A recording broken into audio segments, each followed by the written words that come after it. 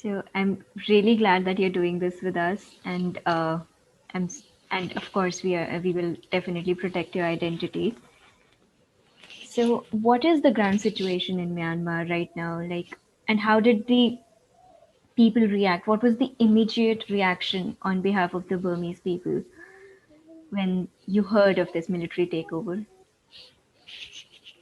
Yeah, actually, it was a really shock and surprise for us.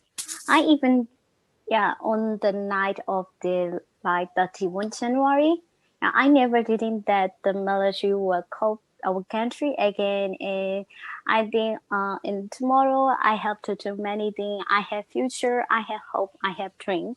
But when I woke up in on 1 February, everything has changed suddenly. Yeah, my mother shouted me and woke up at that morning on 1 February, and she told that the military has seized the country, and I didn't even can believe. Yeah, my parents were born in 1970, over 1970, and that's why they have been experienced in 1988 uprising and military coup, and that's why they realized. But I even didn't believe that. Ma, what are you talking about? It can it cannot be. And when we turn on the TV, we saw that the television channel is declaring that the military has signed the country because it was the state emergency because of the fraud, the because of the Union Election Commission, yeah, election commission fraud the fraud the vote in the previous 2020 election. And that's why I can't even believe that. What happened and why they cut off the internet and or the telephone line. On that day, we can even contact our family, friends, and relatives. No one didn't realize that military has size, and no one can believe. And on that day, no, there was no any violence or any protester on the road, and people are all in silence for 1 day because of their shock and surprise. Yeah, according So about the it was crown pretty such, shocking. yeah, it's really shocking. We never dream about it. Within the one night, our dream, hope, and future, everything disappear. Everything became, yeah, suddenly change. Yeah, this emotion is really I can describe how I will feel. Yeah, it's really terrible. About the on-ground situation, yeah, the yesterday on 9 February, yeah, in Medellin, the police used the excessive force to the peaceful protester by tear gas and water cannons and the rubber bullets. Yeah, the brief, the brief, yeah, how this is about the some people say that the citizen also violence and to the police, but it's not right.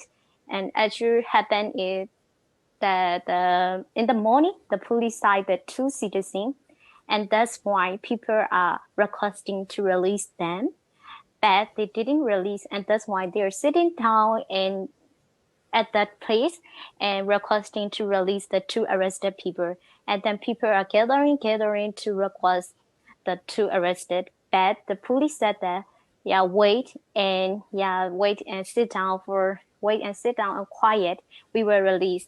And then after they have arrived the water canoe car, I mean the car that threw the water upon the people, and there you can see the photo clearly. There are police and the band in front of the people, but the water canoe arrived and they threw the water upon the people, and they also hit the people violently.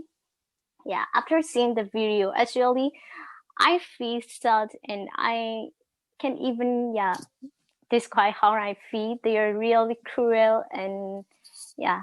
And also in Nepal, you can see that a girl was shot by the can. Actually, she was not protesting. She was hiding behind the bus stop. And then the can shot and she suddenly fell down. And yeah, according to the news, she was in brain death and coma situation.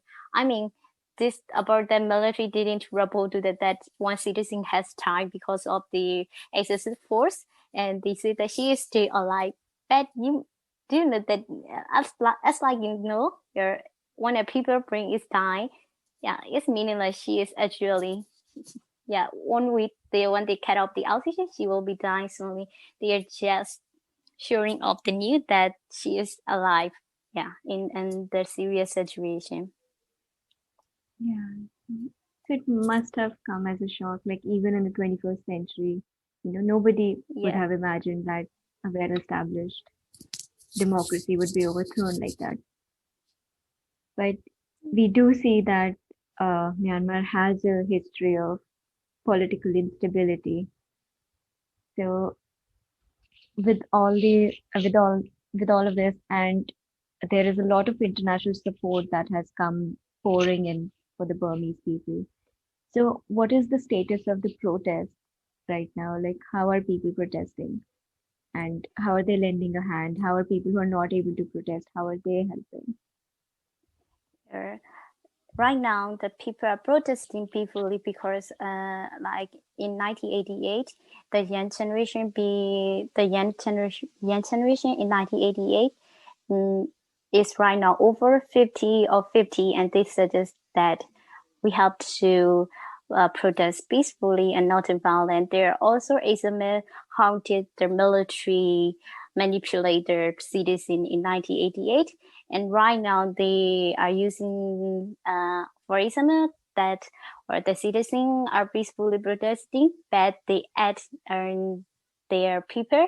I mean, they have, yeah, I mean, the people from their side, they have the like dangerous or dangerous things that can harm the people, and they start shouted and violence, and there the crowd will be in troubles and will be afraid, and then and then the police and the military will crack down. Yeah, they use that kind of tactics.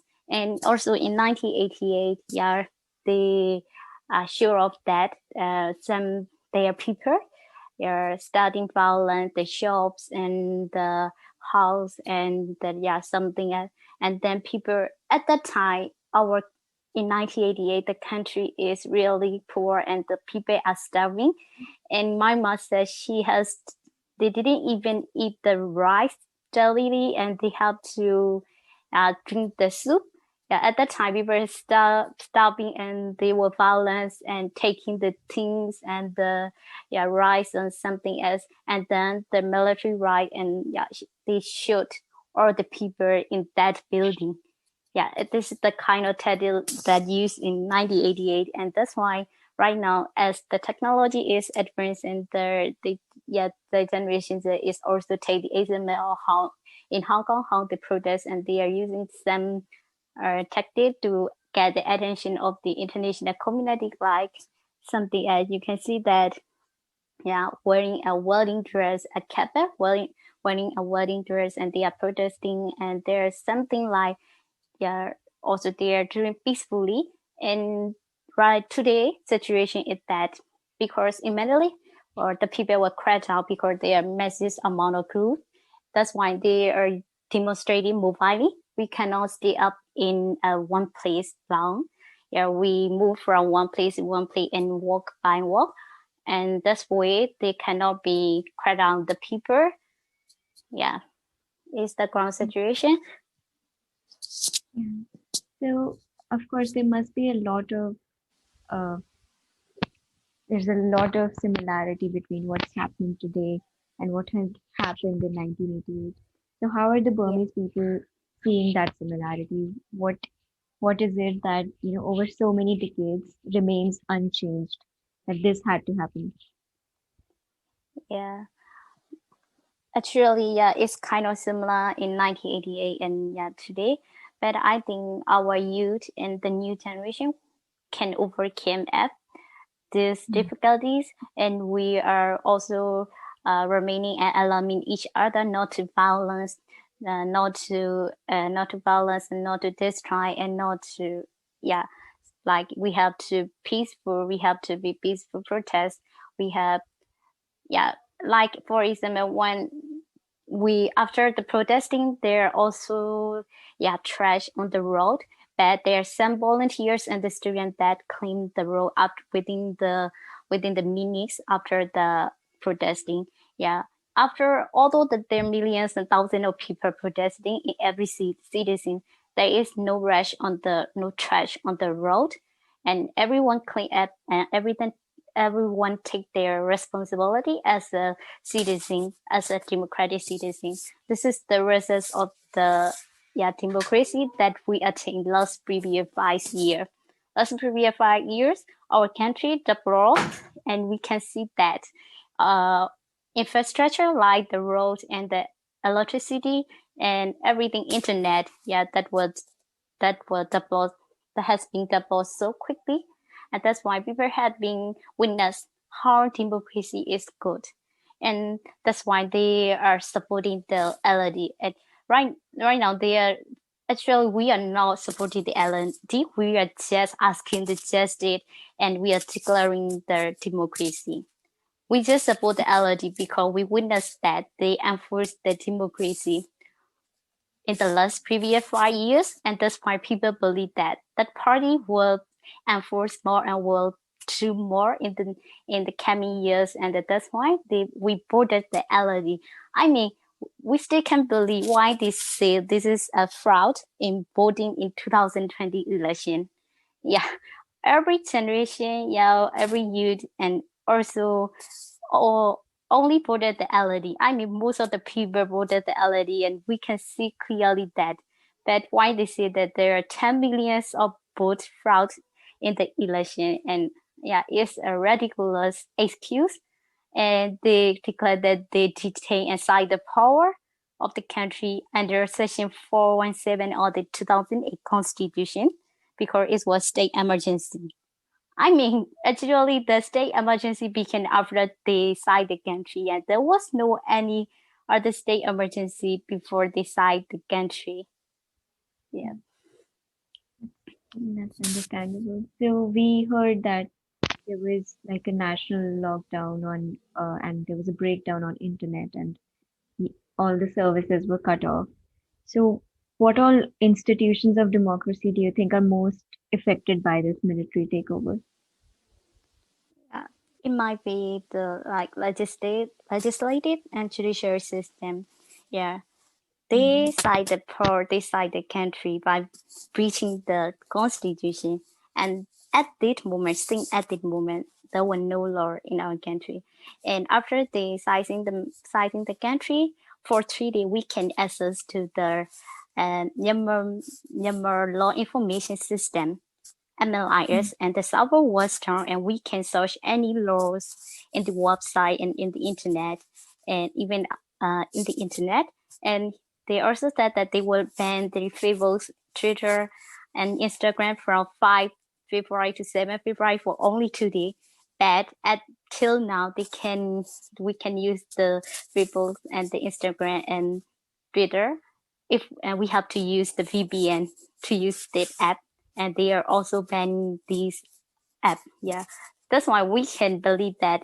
Yeah, as you know, from 1962 to the 2010, the country has been our country has been the least development country, and also in the previous military coup, they also said that they will hold the election fairly. They will hold the election fairly, and then our country became like this. And also that time they said that they will hold the election in 1 year fairly. We can believe it because we have witnessed how they have changed to our country. That's why we are fairly requesting for the justice for our leader, for our country, and for our future, and just to maintain the democracy. Yeah, definitely. I think it's easier for our generation to actually protest because of all the facilities that we have because of social media platforms Yeah, and all.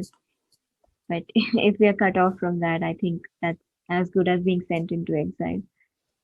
But definitely, like, I think every voice counts as long as it's allowed to surface. So what yeah, we see right now is that a lot of support has poured for the leader Aung San Suu Kyi. I'm so sorry, yeah, but recently we had seen that she was criticized quite a lot for her stance on the Rohingya people and the Rakhine state. And today we see that a lot of support has come in her favor. So, do you think that this is a change in perception, or this is just support for a symbol of democracy that she was and still is? Here about the raw inter issue that was happened in your time, yeah, or the whole the war having misunderstood as, and yeah, within the previous year we have to face so many difficulties when we try to support the community, and they, most of the people said that we Myanmar did their evil thing, but yeah, for us, yeah, military is the evil thing. Yeah, actually, Rohingya are the immigrants, and the military, the Myanmar, the middle, yeah, kill them, and they create the violence not to stabilize the country situation. And as our leader, Aung San Suu Kyi, help us to protect our national security and national security. And yeah, she is not protecting the military, or no, she is not protecting the something other. She just did for the country. And yeah, actually the Rakhine issue is also concerned with the military in either way. But yeah, we have to explain the war, this issue more, because yeah, people are really misunderstanding that Myanmar was even after the after our military go after 2 days, we have our people comment on the social media, and then I see that some people replying that this is a karma. Yeah, it was, this is the job because you guys still kill the Rohingyas civilians. Yeah, you put the genocide. And when I see that kind of comment, I realize that we as a younger generation have to try harder in international law or in something else to explain more about our country to the world. As you know, in our country, yeah, because education is really poor. Uh, for example, when I was young and I was in high school, yeah, I was attended the state school, and we never use the computer room or language lab. This room will always log up, and we have the permission to go to that room even when their minister or something else, yeah, their higher level people come to the school. We never have a chance to learn that kind of, and yeah, for me, I'm just a normal, just a citizen, just a youth born from a normal people, and my family is just a merchant, and it's so hard for me to become like it, and I have so try hard to reach that situation, and yeah, that kind of situation. For example, Vismo, yeah, that kind of opportunity is really precious to us, and this is a big opportunity for us. But after the military has died, we have lose all this or the opportunity. Yeah, even in our country, there's also coming scholarships, and they are internship opportunity from the international within the 5 year. But yeah, I think it will be that will be normal if the military size, and we have to do it for our education, for our future, and for our generation. Yeah. Yeah. So definitely, like this is something that the students have themselves, taken over. They so are the students there leading the protest? Is that the case over there? Yeah. Yeah, today protesting. Yeah, in 2021. Yeah, most of the people are youth. Yeah, most of the protesters. I mean, over 18% are the youth from every university, from every field. I mean, from maybe medical student, engineer student, law student, or international relations student, or every student are coming out to the road. Actually, we as a generation, yeah, younger generation never have experience like that, and we also afraid that we might have we have to identify again, or we might afraid that, yeah, something like that, because our parents and our older generation usually said that in 1988 generation how military cruel and how they killed the people, and that's why we are afraid that we have to do, because it's time to do protesting on the road. No one wants to be on the road and want to be protest, but we have to do. If we do not resist, once the law became adjusted, our duty is to be resistant, and that's why we are resisting, and mostly we are encouraging the civil disobedient movement around the country. We have to stimulate all the civil servant to participate in CDM movement, and this is the only way we can escape from the military regime, military code. Yeah, as far as we are the university student, we have to pressure our university teachers and the professor and rector. Right now as Mandalay University, I mean maybe 60% of the teacher are participating, but still love some people that are not participating and resisting to cooperate in CDM movement. And that's why most of the people are just requesting the civil student to do civil servants, to do the CDM, civil disobedient movement. And there are also the organization and group that will support the civil servant. I mean financially and something, everything they need, we citizens will support, and there are funding. Actually the main purpose we are protesting is that to the civil servant to do civil disobedient movement and to retain the democracy and to release our leader. Is that all? I think there are also some misunderstanding that the military said that people are protesting because they have cut down the internet. Not because we have cut down the internet. We are just protesting for democracy and for our future. Accessing the internet is also a kind of human right. We have violated our access to information, right to freedom of movement, right to freedom of assembly. Yes, everything human right have been violated since February 1 until now. And right now there is no law, and everything that came out of their mouth, I mean the general of the military and the military said that, and everything came out of their mouth became laws. And there is no law, and we have I mean I can even understand why they violate the constitution.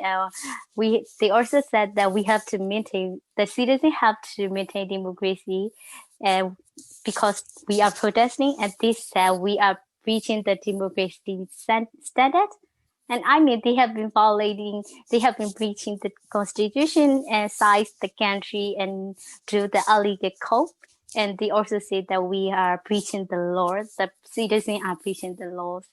It's really terrible. And on our national TV channel, and Myanmar is occupied by the Tamil and the also MRTV, also releasing the false news and the fake news. And they even released that the people are doing exercising in the evening peacefully, while there are so many thousands of people in Yangon are protesting. And that's kind of fake news and propaganda. And there are also so many false news, and we have to think more which is true and which is false. And there's so many psychological words that people will be I mean there's so many psychology words that people will be misunderstood their situation. It's really difficult to distinguish what is right and what is wrong in current situation. That's true. That's very true. How do you think international support will help you? Like, except the formal support that you get from international aid and from the United Nations, how do you think normal people like me, who's not sitting in Myanmar, can help for the Burmese cause? Yeah, actually, as a law student, I knew that international law is a soft law, and we have to wait for some time to get help from the United Nations, and but for as the normal citizen who, yeah, in our country, many people are not familiar with is international law, and after the sizing, the military size the country, people will expect that the army from the United Nations will come and save us, and they're also funny that we have to wait 72 hours. Yeah, and then the UN will come and save it. And they're also about the fake news, and the normal people expect the United Nations so much. Yeah, they think that the international community will come and save us. But we, as a law student, from the perspective of a law student, I knew that international law is a soft law, and we have to receive for ourselves. And also, we are also expecting so much from the support international community, because today is the 21st century, and the technology is very advanced, and because of the social media, yeah, all around the people, all around the world can know what is happening in Myanmar. And yeah, it's not about the our country issue. This is the violating of the standard of democracy. Yeah, if the war let happens our country like this, there will be more cases like our country that will violate the standard of democracy, and yeah, maybe democracy will be meaningless in some time, in coming years. And I think this is not our only. This is not the issue that concern only with our country. This is a global issue that the leadership should be, should be removed and should be suppressed. That's very true. Because today I think Myanmar stands as an example for the rest of the world. Also, like Yeah. how, democracy can be overthrown. So I feel like everybody is very scared for the future, and so might you be. What do you think that the future holds for you? Yeah, for me, You and yeah, especially law students. yeah. For the first 2 days, I feel hopeless, and I did there is no future for our country. But right now, after surviving for 10 days, I'll enter the military retire. Actually, we can even sleep well. I have to wait at the midnight. Yeah, whether I can still access the internet or not, and I have to check in every minute. I have yeah, it's kind of I became realize how the people of the cities in North Korea will feel, and I feel some the time, oh, this is how they will feel. And yeah, before 1 February, I feel when the other country are developing, I also dream, yeah, one day our country will become like this. And then after this day, when I see something from the other country, I feel like, oh, this is so powerful, as we have to fight again. And this kind of, as a law student, right now, we are not just hoping that we will remove and suppress shit completely. I I'm sure that we will win. We will win. We are going to win this battle right now. I mean, for example, if 1988 uprising is a infinity war, this is 2021 is the end game. We have to end the military leadership, and we have to suppress them. And I hope, as a law student, I want to study law freely, and I don't want to study the law which are coming out of their mouths as a law student under the leadership. And also in our country, the student, university student around the country are declining to attend the school if the school reopen in our country because of the COVID-19 COVID pandemic. The school has been closed down for over 1 year, and we are hoping that the school will reopen because we have been receiving the vaccine recently, and that's why students are hoping to reopen the university, and we're also dreaming of that. It had been destroyed by the military dictatorship, and yeah, if even if they reopen the university and the class, we have decided we will not learn our education and the leadership education.